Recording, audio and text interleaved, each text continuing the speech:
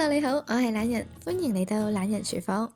有時睇到啲食譜呢，寫係10分鐘搞掂，但係實際整起上嚟要30分鐘，咁咪都要好多時間嘅。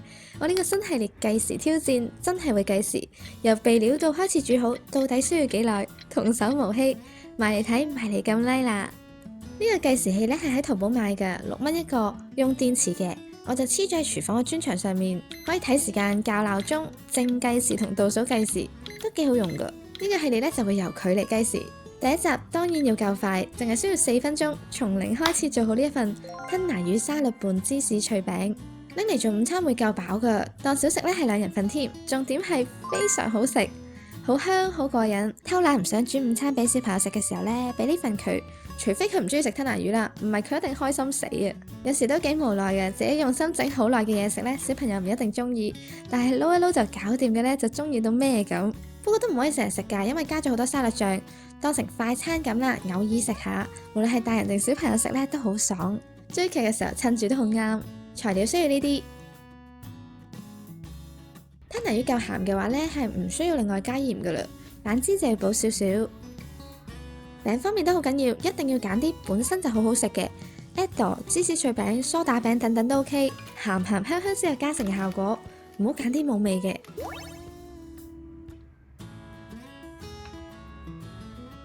好，開始計時。哇，有啲緊張。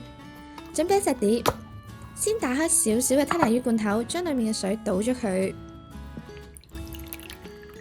我係拍片先咁樣倒嘅啫，平時我直接倒落星盤。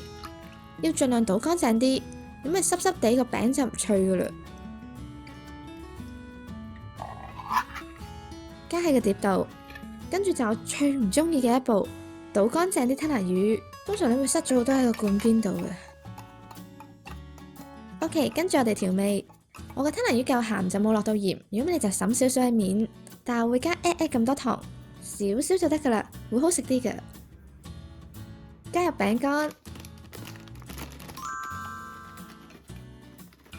咁樣圍邊擺都幾靚。講明先，主體係沙律醬，唔夠就唔會好食噶啦，唔係講肥唔肥嘅時候啊。最後灑啲黑胡椒粉、歐芹碎，就完成啦。OK， 4分鐘夠，4分鐘夠。真心偶爾呢，我就會想整嚟食噶啦，又簡單又方便又夠飽，食材買定放喺屋企，襟擺噶嘛，幾時整都得，好完美嘅快餐啊！多咗啲時間可以用嚟摸貓，幾正。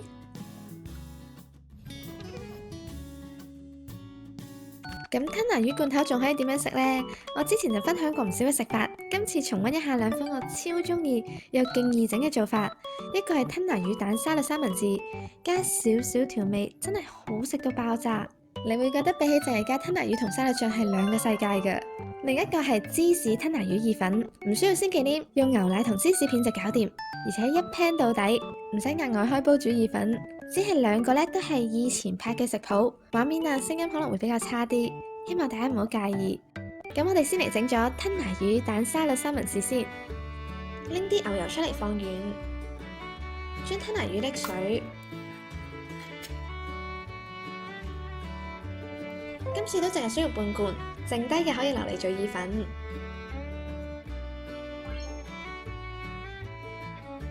喺碟度放入一隻剝咗殼嘅熟雞蛋，同半罐嘅吞拿魚，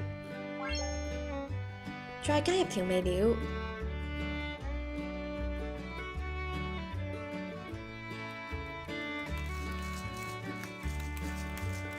用叉一邊研碎嘅雞蛋一邊撈勻，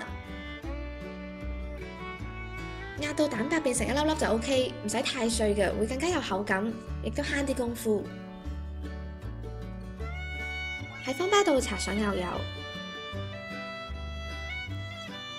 再放上啱啱我哋撈好嘅沙律，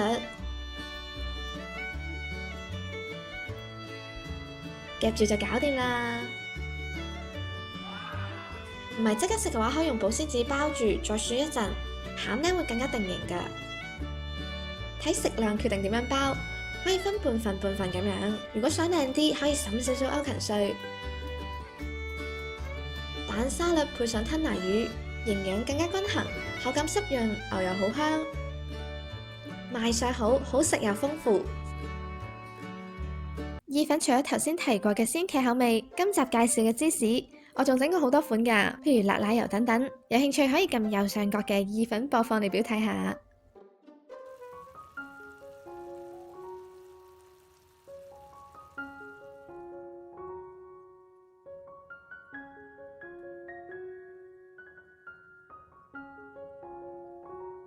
將1/4個洋葱洗乾淨之後切走頭尾，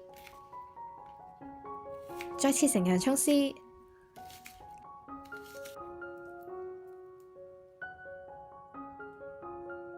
喺煲度加1湯匙嘅油，爆香啲洋葱絲，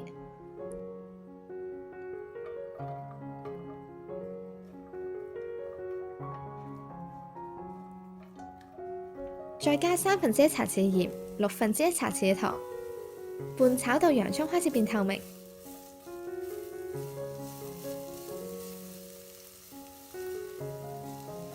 之後倒入2飯碗嘅熱水，轉中火煮滾。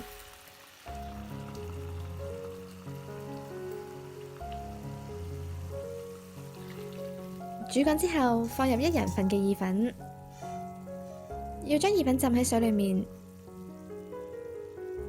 跟包裝說明煮熟，通常係8至到9分鐘。期間唔夠水呢，可以隨時補啲熱水。將吞拿魚瀝水，大概需要半罐嘅份量。剪少少蔥花係裝飾用嘅。當煮意粉嘅時間剩返1分30秒，放入2片芝士片、50ml 嘅牛奶同埋吞拿魚，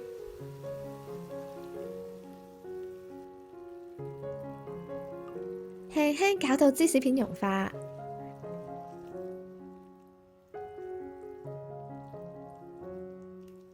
再灑啲黑胡椒、蔥花，